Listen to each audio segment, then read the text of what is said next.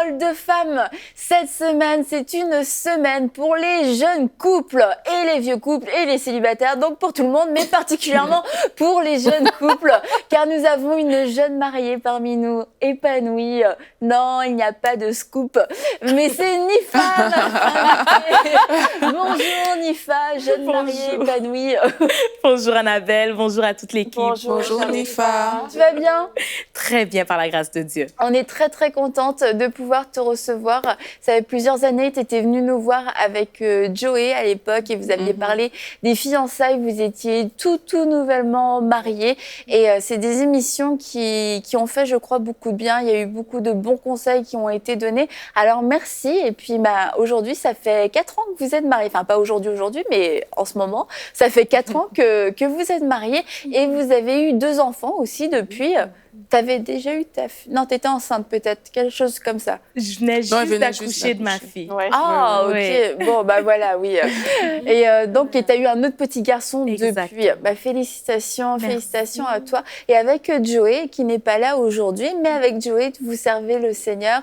Et vous avez un ministère qui s'appelle Couronné d'amour. Tu peux peut-être nous en dire un peu plus? Exactement. Donc, avec Joey, comme vous connaissez vraiment, on a toute une histoire qui a commencé il y a de cela 10 ans. Et quand on était fiancés, on a eu à cœur de vraiment créer un ministère qui allait aider justement les jeunes couples pour qu'ils puissent comprendre comment relever certains défis auxquels on fait face très souvent. Et très sincèrement, on ne s'attendait pas à ce que ça prenne cette ampleur. Nous, on voulait juste partager notre histoire sur les réseaux sociaux et au final, les gens se sont vraiment intéressés. Ça a été une bénédiction. Et aujourd'hui, c'est vraiment un ministère, je peux dire, international. On fait des conférences ici au Canada comme en Europe aussi. Donc, on rend gloire à Dieu vraiment pour ce ministère. Et puis, on voit que ça répond à un vrai besoin, en fait. C'est sûr, les gens vous aiment, mais les gens aussi ont besoin de réponses. Et quelquefois, on est dans notre couple et on ne trouve pas ces réponses. On vit des déceptions, on vit des surprises et on se dit peut-être que je suis la seule à le vivre comme ça. Donc, on travaille peut-être plus quelquefois sur un couple public, un couple d'apparence, mais n'empêche qu'on vit des défis. Puis, si on est sincère avec nous-mêmes, on peut pas. Toutes les femmes peuvent pas se dire moi, je suis vraiment une épouse épanouie. Je vis le mariage comme je me l'étais imaginé. Et quelquefois, on n'ose pas vraiment se le dire. Et en fait, avec Joey, ce que vous faites dans vos conférences et ce que tu fais aussi dans tes conférences, toi, toute seule pour les femmes, c'est que vraiment, vous êtes transparent, vous êtes authentique, vous ouvrez votre cœur et les gens ouvrent aussi leur cœur et peuvent recevoir un conseil complet, en fait, de la part de Dieu. Exactement. Donc, vraiment, une de nos plus grandes valeurs au travers de ce ministère, c'est notre authenticité. Vraiment, on essaye d'être vrai envers les gens. On fait de notre mieux pour vraiment être transparent envers eux. On veut leur montrer qu'on les comprend. On comprend leur réalité, on comprend leurs défis. Et pour la plupart, nous sommes également passés par là. Je veux dire, durant ces 10 années, il y a eu beaucoup de disputes, beaucoup d'incompréhensions, beaucoup de divisions. On s'est séparés plusieurs fois, on s'est remis ensemble. Et après, quand on s'est mariés, on a eu nos défis de jeunes mariés où on a dû vraiment apprendre à s'adapter à plusieurs niveaux. Donc, vraiment, ça a été tout un 10 ans de challenge. Mais on rend gloire à Dieu parce qu'aujourd'hui, ça nous a donné en fait un bagage qu'on peut partager aux gens de manière totalement transparente. Et avant qu'on poursuive, j'aimerais préciser ce point-là, parce qu'il y en a qui ont entendu 4 ans de mariage, et tout de suite, c'est comme 4 ans de mariage, c'est des jeunes mariés, qu'est-ce qu'on va pouvoir apprendre? Mais on aimerait ici dire que Nifa, tu as quelque chose à dire de la part du Seigneur, et que en fait, c'est vraiment super de voir en 4 ans ce que le Seigneur a pu faire à travers votre couple, à travers votre mariage, et qu'en fait, ça devrait être de la part de plus de couples d'avancer vite et de grandir vite, qu'on n'est pas obligé de passer par 10, 15 ou 20 ans de désert avant de vivre certains accomplissements dans le mariage.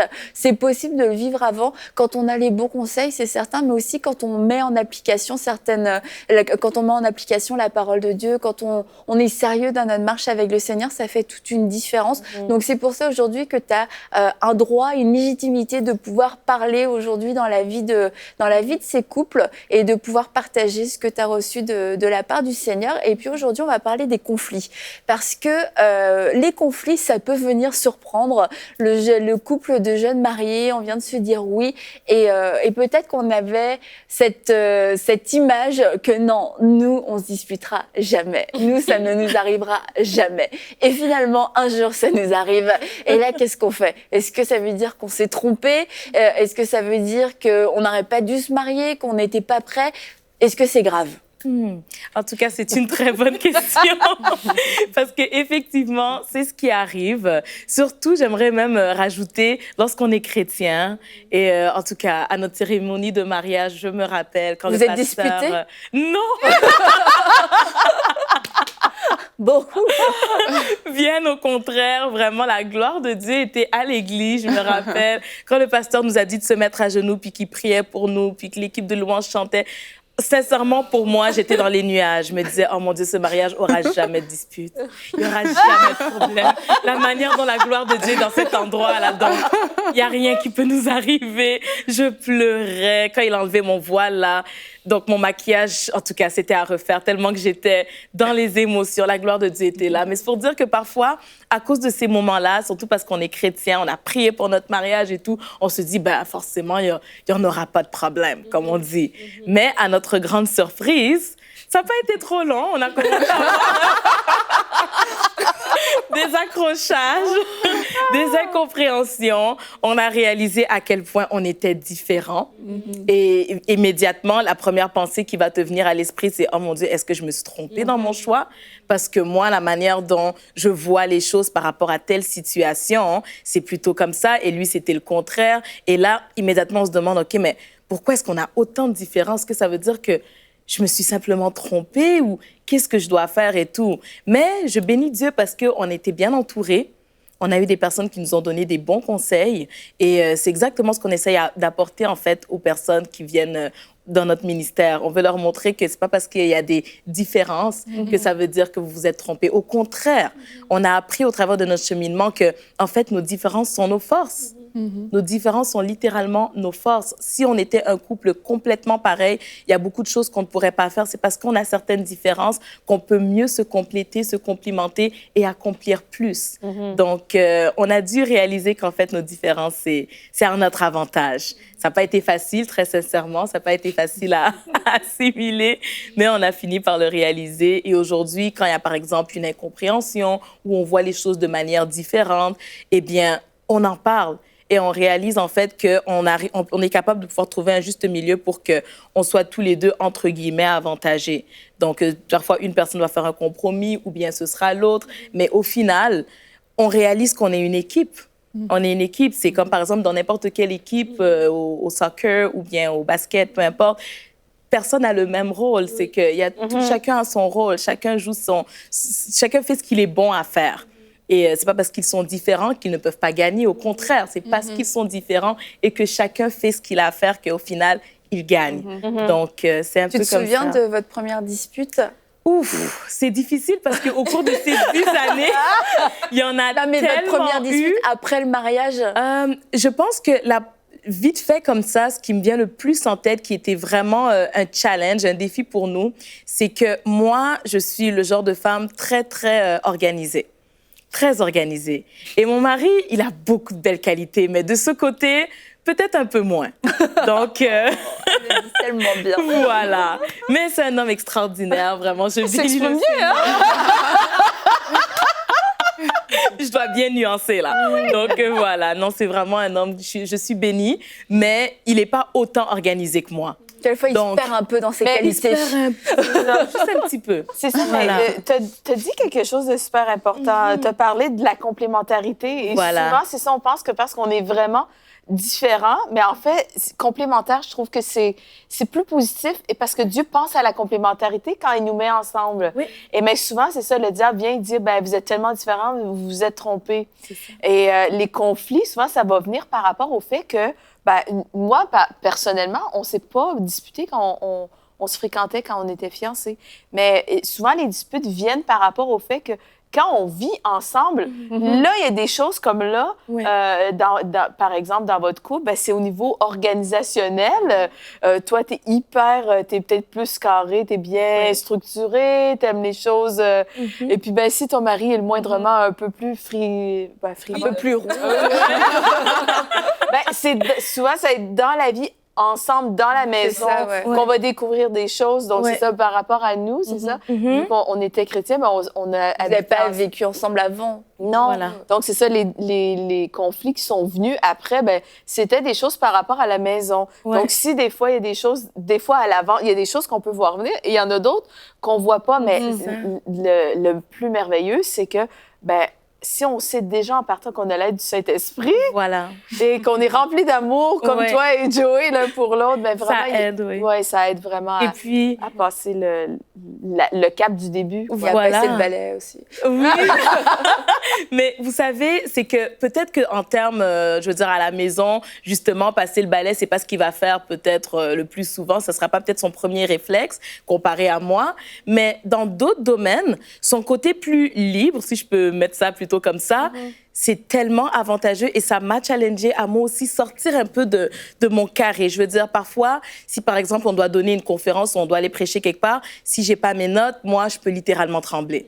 Alors que pour lui, pas besoin de notes, donnez-moi le micro, je vais aller, ça aura peut-être l'air d'un désordre, mais vous allez voir, le Saint-Esprit va vous impacter et c'est toujours comme ça. Et au fur et à mesure qu'on grandissait dans notre mariage, il m'a transmis ce côté-là. Aujourd'hui, je peux... Regardez, j'ai pas de notes. Bravo! Wow. Et c'est à cause de lui.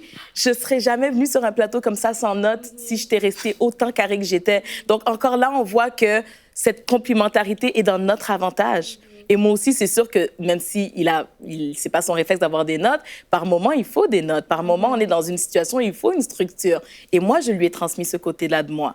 Donc, ça peut immédiatement paraître négatif. Ah, ça veut dire que c'est toi qui fais le ménage tout le temps, pas lui. Peut-être qu'à la maison, oui, c'est un peu comme ça, mais dans d'autres domaines, cette différence qu'on a, c'est vraiment une force pour nous. Et tu as dit quelque chose de tellement important, c'est que vous êtes une équipe. Et c'est ça qu'on doit comprendre quand on vient de se marier. Et comme tu as dit, le moment, le jour J, où est-ce qu'il y a la belle robe, il y a toutes les émotions. Et pourquoi est-ce que les conflits viennent nous surprendre? C'est parce qu'on a des attentes, en fait. Et on a des attentes. Et quand on arrive dans le quotidien, dans la vie de tous les jours, là, on habite ensemble, on se rend compte que, on a des zones différentes dans telle chose, ou bien moi, inconsciemment, j'avais intégré le modèle parental que j'ai vu, ou bien le modèle de ma mère qui était une femme seule, ou bien de mes tantes, ou peu importe, et je reproduis cela ou je m'attends à ça, et vice-versa. Et vraiment, quand on arrive à comprendre que... Parce que quand il y a un conflit, c'est là que l'ennemi vient semer, tu vois. Parce qu'on peut avoir un conflit qui dit, par exemple, l'un fait plus de tâches que l'autre. Ça, c'est parce que l'un est plus organisé que l'autre, exemple. Mais l'ennemi va venir semer pour dire, tu vois, si elle ne fait pas autant, c'est parce qu'elle ne t'aime pas. C'est parce qu'elle ne pense qu'à elle. Et c'est là que l'ennemi vient mettre le feu, vient mettre de l'essence sur le feu pour créer des divisions. Mais si, en tant que chrétien, en tant que couple, on comprend qu'on est une équipe, ça veut dire que s'il n'y a pas de problème qui n'a pas de solution. Donc, si je découvre qu'il y a telle différence qui est là, c'est toujours pour qu'on en parle, pour qu'on puisse grandir de cela et puis qu'on aille plus loin. C'est qu'aujourd'hui, je découvre un aspect de toi, mais c'est toute une vie. C'est 4 ans de mariage pour vous, c'est 16 ans pour toi, c'est 20 ans pour toi. Écoute, c'est dans toute la vie qu'il y aura toujours des situations que vous allez rencontrer qui vous font découvrir que vous avez des points de vue différents, mais ces points de vue différents ces divergences ne sont pas là pour la division, mais c'est des divergences pour la construction. Et puis après, vous passez à travers et puis vous pouvez aller plus loin, en fait. Et c'est que dans un premier temps, en fait, parce qu'on a parlé de complémentarité, et tu disais, Mathis, c'est beaucoup plus positif que des différences, et c'est vrai, mais la complémentarité va se voir sur le long terme, en tout cas moyen terme. À court terme, c'est des différences. C'est des différences, et souvent les différences vont s'exprimer par des conflits parce que on se comprend pas. C'est comme je suis comme ça, je pense comme ça, tu dis ça, tu penses ça, et en fait, c'est de pas avoir peur. Je pense que c'est un réflexe qu'on peut avoir aussi en tant que femme. Ça nous fait tellement peur de se dire, mais ça arrive dans ma maison. Est-ce que c'est moi qui ai parlé de cette façon-là? Est-ce que c'est moi qui ai dit ces choses-là? Ou il y a une dispute, ça m'a fait tellement mal. On se dit, mais attends, je veux pas souffrir comme ça tout le long de mon mariage, c'est pas possible. Et du coup, on va construire le reste de notre mariage sur la peur, quelquefois en évitant certains sujets, parce qu'on se dit, si on est différent, ça crée une dispute. Donc, je vais être d'accord avec tout. Et il y a des femmes qui vont complètement s'éteindre et s'oublier à ce moment-là.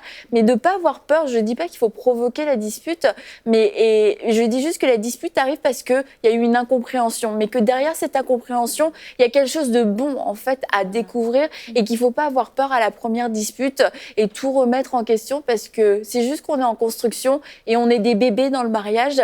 Et puis, bah oui, quelquefois, on va peut-être un peu se chamailler, ça, ou beaucoup, mais se dire, OK, il y a quelque chose de mieux derrière. Mais quelquefois aussi, ça vient pas de l'autre, ça vient pas vraiment de la situation.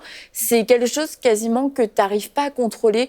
Tu te retrouves, tu es une célibataire douce, une fiancée merveilleuse, et tu deviens un vrai dragon dans ta maison. Tu es une femme autoritaire, tu es une femme agressive, et toi-même, tu n'aimes pas vraiment cette épouse que tu vois. Et en fait, là, il faut peut-être se poser la question, pourquoi est-ce que je suis comme ça? Et bien souvent, on va découvrir qu'il y a une racine qui n'a rien à voir dans le mariage, ça va être une autre racine. Et là, on va avoir besoin de guérison. Exactement. Et c'est bien, en fait, de le remarquer. C'est bien de le remarquer que, OK, j'étais pas comme ça quand j'étais célibataire. Pourquoi est-ce que je suis comme ça? Par exemple, comme tu l'as dit, autant agressive dans mon mariage. Pourquoi est-ce que je m'énerve pour si peu, par exemple? Des fois, c'est pour des petites choses. Et moi, personnellement, j'ai eu ce problème-là. J'étais confrontée à cela, mais j'étais pas encore mariée. Mais c'était avec Joey. Bon. Mais je me rappelle, il y avait une situation qu'on avait traversée et qui m'avait beaucoup affectée. Et par hasard, une amie, je pense que c'est vraiment le Saint-Esprit qui l'avait orientée, elle m'a dit, mais tu sais, Nifa, moi, ça, je veux dire, ça ne m'affecte pas plus que ça. Je ne comprends pas pourquoi tu en fais tout un plat. Et ça m'a frappée. Je me suis dit, mais... Parce que jusque-là, tu pensais que toi, c'était super normal. Exactement. Et je pensais que tout le monde aurait réagi aussi mal. Mais quand elle m'a dit que pour elle, ce n'était pas si grave, que j'en faisais un peu trop, je me suis dit, ah, OK, donc peut-être qu'en fait, j'ai un petit problème à régler à l'intérieur de moi. Voilà. Et ça a commencé à faire en sorte que je me suis remise en question. J'ai dû commencer à prier pour moi-même, demander au Saint-Esprit, mais Saint-Esprit, pourquoi ça m'affecte autant? Et c'est là que le Saint-Esprit a commencé à me parler sur des choses que j'ai vécues dans le passé, qui sont restées à l'intérieur de moi, qui m'ont affectée profondément, avec quoi je n'avais pas dealé. Et malheureusement, je faisais tomber tout ça sur Joey, qui était mon copain à l'époque. Donc, c'était lourd. Donc, d'où l'importance, justement, de se préparer aussi avant de se marier pour ne pas, justement, venir faire subir à son conjoint ces différences au niveau du couple, en fait. Et moi, je veux encourager même les personnes qui sont célibataires de changer aussi parfois les types de prières. Parce que parfois, on demande juste l'homme, mais on ne demande pas la capacité nécessaire pour gérer le couple, en fait, pour gérer les conflits, pour gérer les choses qui viennent avec. Et une prière qu'il faut faire vraiment quand on est célibataire, c'est de dire à Dieu, mais Seigneur, accorde-moi la grâce de faire tout ce que je dois faire, en fait, en tant que personne célibataire. Parce qu'on n'aura pas à rattraper ce temps dans le mariage. Parce que la saison, quand tu te maries, c'est une nouvelle saison qui s'ouvre à toi. Mais s'il y a des lacunes que tu as laissées derrière toi parce que tu ne les as pas traitées, mais tu les transportes avec toi dans ton foyer, en fait. Donc, parfois, on oublie ce côté de la chose. On se concentre vraiment sur, voilà l'homme, voilà les caractéristiques, voilà ci, voilà ça. Mais il y a un travail qu'il faut faire. Et c'est ce travail qui guérit aussi des blessures. Quand on se met devant Dieu pour dire, mais Seigneur, travaille-moi, fais en sorte que je sois la femme qui doit se marier, en fait.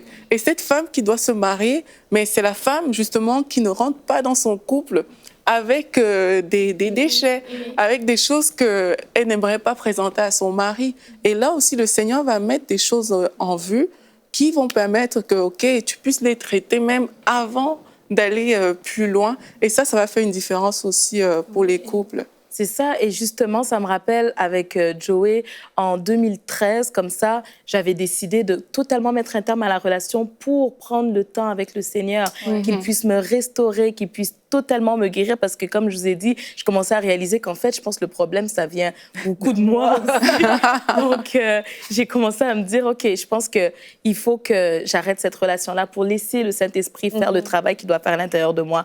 Et je vous dis, par la suite, quand on s'est remis ensemble, et là, c'était vraiment parce que le Saint-Esprit m'avait convaincu qu'il était la personne pour moi, eh bien, c'était le jour et la nuit. La manière dont notre relation était, c'était pas aussi chaotique qu'avant. Il n'y avait pas autant de disputes et d'incompréhensions parce que le Seigneur avait fait un travail dans mon cœur.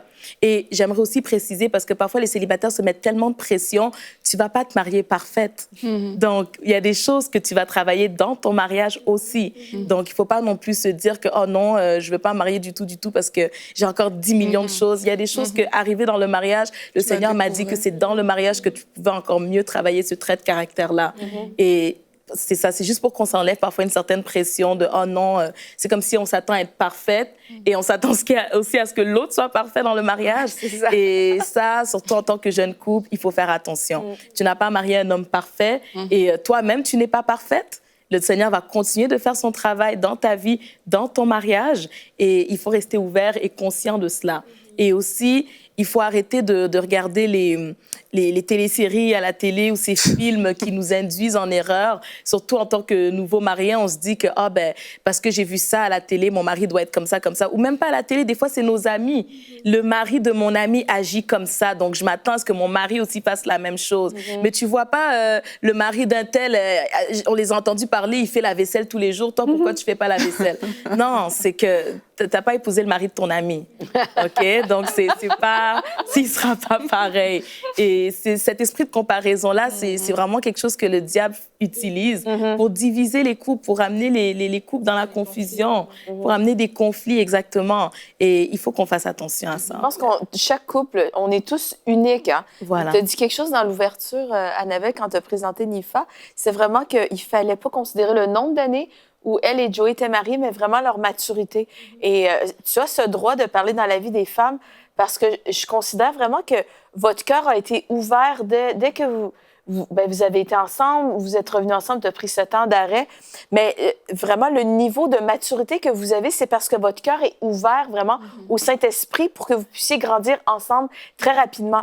Et je pense qu'il y a des gens qui peuvent être mariés depuis 15, 20 ans et qui n'ont pas le niveau de maturité de couple, de compréhension, de connexion dans l'esprit, autant que vous, parce que vraiment, on peut être vraiment déconnecté et demeurer dans les conflits, demeurer dans les incompréhensions. Donc oui, il y a un travail à faire sur nous, mais il y a un travail aussi de l'unité de l'esprit qui va aider à gérer les conflits et qui va nous faire grandir beaucoup plus rapidement. Justement, si on peut comprendre comment on fonctionne, d'où viennent nos blessures, on peut s'éviter beaucoup de blessures et stopper les conflits vraiment majeurs. Après, ça va devenir des choses anodines, mais je pense que ça dépend aussi de notre ouverture. Comme mon cœur est ouvert à grandir spirituellement quand je viens juste de naître de nouveau, de la même manière quand un couple vient de se marier, il peut grandir ensemble vraiment très rapidement. Ou si j'investis pas, si je ne mets pas d'amour et de temps dans ma relation, ben ça va prendre du temps vraiment avant qu'on travaille les choses. Donc vraiment, c'est au couple de décider ensemble à quelle vitesse ils vont grandir dans leur maturité. Oui, absolument. Et justement, nous, quelque chose qu'on conseille beaucoup quand on parle avec les célibataires ou les personnes qui sont encore en fréquentation, c'est bien les sorties au cinéma, c'est bien les sorties au je sais pas, au McDo. Ah oui, on va souvent au McDo. Tu peux faire mieux. Ah oui! Tout ça, c'est bien. Mais je crois que c'est important aussi d'investir du temps ensemble pour se préparer, pour s'éduquer sur les relations amoureuses. Parce que vous savez, le monde nous véhicule un message, nous véhicule une manière de faire, de comment est-ce qu'on doit bâtir le couple. Et malheureusement, cette manière de faire ne concorde pas avec la parole de Dieu, ne concorde pas tout le temps, ne s'aligne pas tout le temps avec la parole de Dieu. Et alors, on sème des choses sans le savoir dans notre couple avant même d'être mariés. Et arriver dans le mariage, eh bien, ça devient parfois un désastre. Donc, en tout cas, Joey et moi, par la grâce de Dieu, on avait à cœur d'assister à des conférences de couple et tout. Des fois, on se retrouvait à être les seuls jeunes dans la salle. Parfois, on était vraiment on était souvent un peu les seuls à être jeunes et tout, des fois pas mariés. Mais on avait une soif. On avait une soif. On savait qu'on avait besoin d'apprendre. On s'est vraiment beaucoup investi. Nous, nos sorties, parfois, j'avais mon petit laptop qui marchait pas totalement bien, mais on faisait avec, on allait dans un café, puis on mettait play sur des enseignements sur les couples. Et on écoutait ça à deux comme ça. On pouvait pas, c'était ça notre sortie de couple avant qu'on se marie. Mais moi, j'ai à cœur de rajouter, parce que quand on parle des conflits aujourd'hui, et j'avais à cœur de rajouter que la Bible dit que comme le fer aiguise le fer, l'homme s'aiguise au contact de son prochain, et qu'il y a des conflits, oui, qui se sont peut-être des raisons de différence, parce qu'on a une différence d'éducation, peu importe, mais des conflits aussi qui révèlent des blessures qu'on a à l'intérieur. Et je crois que vraiment, il y a des femmes. J'entends des femmes que ton mari te dit toujours, tu fais toujours ça, tu fais toujours ça. Et tu as l'impression que c'est lui qui ne te comprend pas ou qui est en train de pointer quelque chose que ce n'est pas important. Oh, je ne le dis pas tant que ça, il exagère. Mais non, il est en train de remarquer quelque chose en toi, mais que toi, tu ne vois pas. Et que vraiment, alors que vous êtes au début de votre mariage, de dire, Seigneur, viens guérir. Il me répète tout le temps peut-être que j'en demande trop. Et peut-être que moi, je trouve que je n'ai pas demandé tant que ça. Mais peut-être que je suis trop demandante émotionnellement, mais pas parce que j'ai... C'est pas parce qu'il est passé là, mais parce que j'ai vraiment un trou dans mon cœur. J'ai un besoin émotif que seul le Saint-Esprit doit rencontrer. Peut-être c'est un besoin émotif qui provient de la façon dont j'ai été élevée, peut-être l'absence de mon père ou bien peut-être l'atmosphère chaotique dans ma maison, que quand j'arrive dans le mariage, j'ai des demandes sur mon mari qui ne sont pas des demandes c'est lui qui doit porter, c'est des demandes que c'est le Seigneur qui doit vraiment rencontrer. Et j'ai juste à cœur compris pour ces femmes-là qui à la lumière de cette émission, se disent, oui, peut-être que nous, on a des conflits, mais ces conflits, en fait, ce n'est pas la situation. Il y a quelque chose en moi qui réagit très, très fortement parce qu'il y a une blessure qui est là. Et Seigneur, je te remercie pour cette émission. Je te remercie parce que ton Saint-Esprit est en action en ce moment. Alors que ma sœur écoute cette émission, elle se sent concernée parce qu'elle sent qu'elle a des réactions démesurées, des réactions incontrôlées. Elle a des émotions très fortes face à des situations qui semblent anodines, qui semblent banales. Seigneur, alors que ces réactions révèlent des blessures, des cicatrices des blessures qui n'ont pas cicatrisé complètement. Toi, le médecin par excellence, toi, le Saint-Esprit, toi qui es l'amour même, toi qui es l'amour personnifié, Jésus, viens rencontrer cette sœur, viens rencontrer cette femme, viens rencontrer cette personne dans son mal où est-ce qu'elle est, viens la remplir, viens la guérir, viens la restaurer afin qu'elle soit épanouie dans son mariage, afin qu'elle puisse grandir et s'épanouir et vraiment profiter et être totalement épanouie dans cette grâce et ce cadeau qu'est le mariage. Seigneur, je prie que les couples soient restaurés et que les personnes soient rencontrées par ton Saint-Esprit dans le nom de Jésus. Amen. Amen. Et j'aimerais vraiment vous encourager à l'humilité en tant que couple et aussi à l'humilité en tant que femme, parce que peut-être vous êtes entrés dans le mariage en disant non, ça ne nous arrivera jamais, en regardant avec mépris en fait les autres couples autour de vous, les couples qui ont été construits avant vous. Mais vraiment, soyez humbles devant le Seigneur. Vous allez être la meilleure des épouses, vous allez avoir le meilleur des mariages si vous apprenez à dépendre de Dieu, si vous apprenez à ce qu'il renouvelle vos forces, à ce que votre intelligence aussi soit renouvelée. Mais si vous êtes dans le mariage en vous disant non, moi je ferai mieux que tout le monde par moi-même à cause de mon bon caractère, c'est très dangereux. Tu te mets dans un terrain très très glissant. Et j'ai vraiment ce mot, sois humble, marche dans l'humilité devant Dieu et aussi l'humilité devant ceux qui sont passés avant toi, même si c'est pas le couple parfait. Il y a des gens qui ont marché avant toi et des gens qui peuvent aussi t'apporter des conseils. Donc sois humble, ma sœur. Et puis on va se retrouver demain avec toi, Nifa. On va continuer de parler du jeune couple et notamment de la dynamique spirituelle, comment être un jeune couple engagé et comment aimer et servir le Seigneur autant, voire plus qu'avant quand on était célibataire. Oui, c'est possible. Et on se retrouve demain dans Parole de Femme.